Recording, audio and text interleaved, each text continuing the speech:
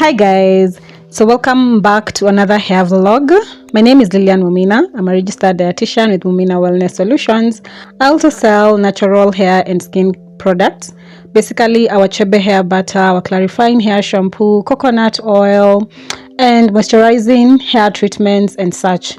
So in this vlog, you're going to make my clients very beautiful, very full 4C hair. As you can see, I've just applied her the chebe butter so that we start the braiding process. And we're also going to talk about what your baby's hair says about their nutrition status, because as I have said in my previous videos, hair is a serious indicator of nutrition status. So I usually start off by applying the chebe butter. I don't use braiding gels, I don't use those braiding creams and such. I just use the chebe butter and this kambao kichana of mine that I use to partition, and then I go in with the lines.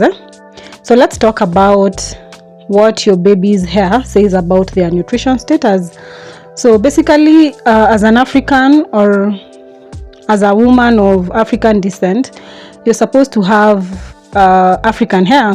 African hair is known to not to be rough or tough, but it has these specific textures. That's why we have different textures, but for the African descent that you can actually just see and actually say that is an African woman, that is an Arabian woman, that is a white woman, that is a Palestinian, because of our differences in hair textures and such.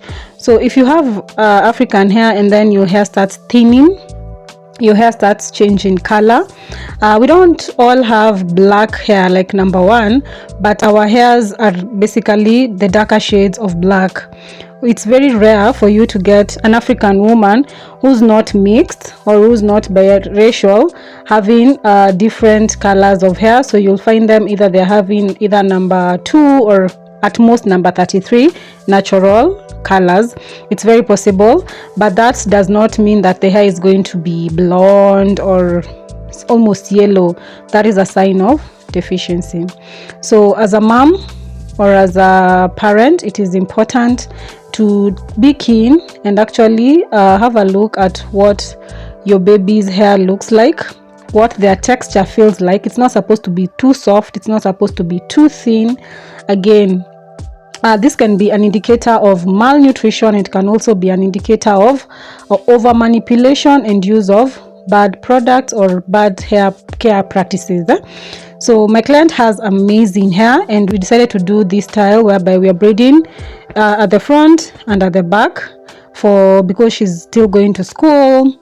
So you still have to make sure that the braiding is simple and actually not so shouting and such.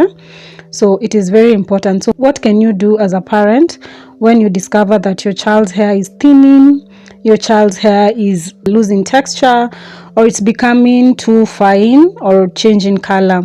The first thing that you need to do is have an assessment session with a dietitian, a registered dietitian, so that you can actually rule out malnutrition. If malnutrition is actually the problem, then you need to have a sit down and talk about dietary adjustments that you need to do to ensure that you're taking care of your baby's nutrition and health status. Of course, there are common deficiencies like the protein energy deficiencies, or what we call PEM, protein energy malnutrition, that actually shows itself from the hair, like the kwashako, the marasmus. It is very easy to spot a marasmic or a kwash baby from their hair and their physical appearances, stomachs, edema and such. So if you notice such changes in your baby, it is important that you address that. In Kenya, in public hospitals, we have nutritionists, officers, technologists all over, so you can have a session with them. If you're looking for private care, we have a lot of private consultants in the country as well. You can just search on registered dietitians in Kenya, then contact one. If you're looking for one at Mumina Wellness, we also do that for you as well. We assess and we also help with management to help you or your child recover from the effects or the damages of malnutrition, because malnutrition in children has been associated with stunted growth, poor cognitive development, poor performances at school, low levels of moods like poor moods, mental disorders, and many other conditions. As you can see, my client has really beautiful hair. Her scalp was well cleaned, and I think she enjoyed the braiding because she was like sleeping most of the time, which is nice. I do knit, not pulling. I don't pull. I do knit braids that are not pulling on the follicles, so that we don't experience hair damages, and our babies do not hate the process of going to the salon. So we are doing some small styling here and there to make sure that she looks beautiful, and I hope you are seeing that. Now, the second thing that you can do after you discover that your child has issues with their hair texture, hair color, is if you are using chemical like relaxers, crazy hair treatments and such with a lot of ingredients that you don't understand, you need to stop that. A baby's hair, scalp is very, very sensitive, and you need to make sure that you're taking care of it with mild, safe products.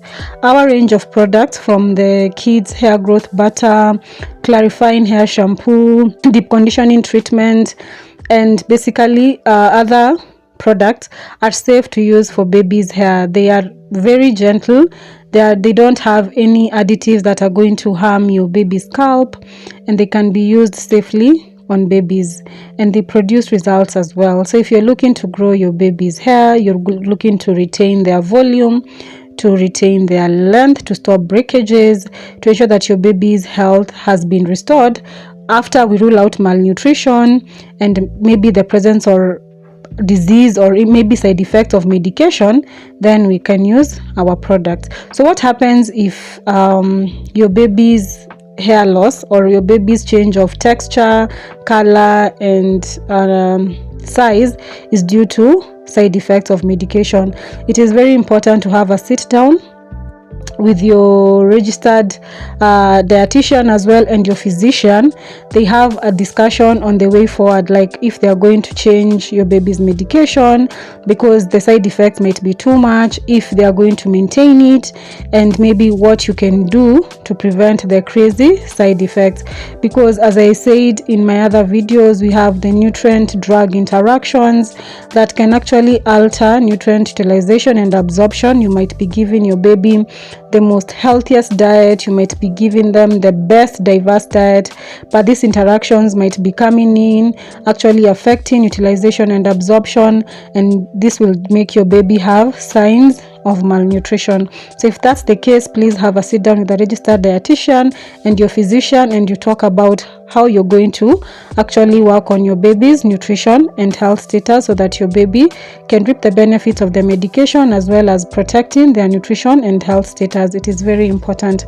Also, how cool is my client's hair? Like, this hair, I enjoyed making this hair because apart from it being a lot in the head, it has a very nice texture. It's 4C, and you know, when 4C hair, you just grip it, it grips so well. Any stylist can actually confirm that 4C hair is one of the best hairs to make, especially to do lines or braids or such things. Like, it comes out really, really neat because you don't have to like do so much or try so much to grip it. It's just there, it's just telling you grip me, and you're going to flow really, really well. Today, remember to assess your baby's hair and let me know in the comment sections what you think. I hope you enjoyed this video, and until next time, stay subscribed. Bye. Have a lovely day. And this was the final look. Ta-da! Bye.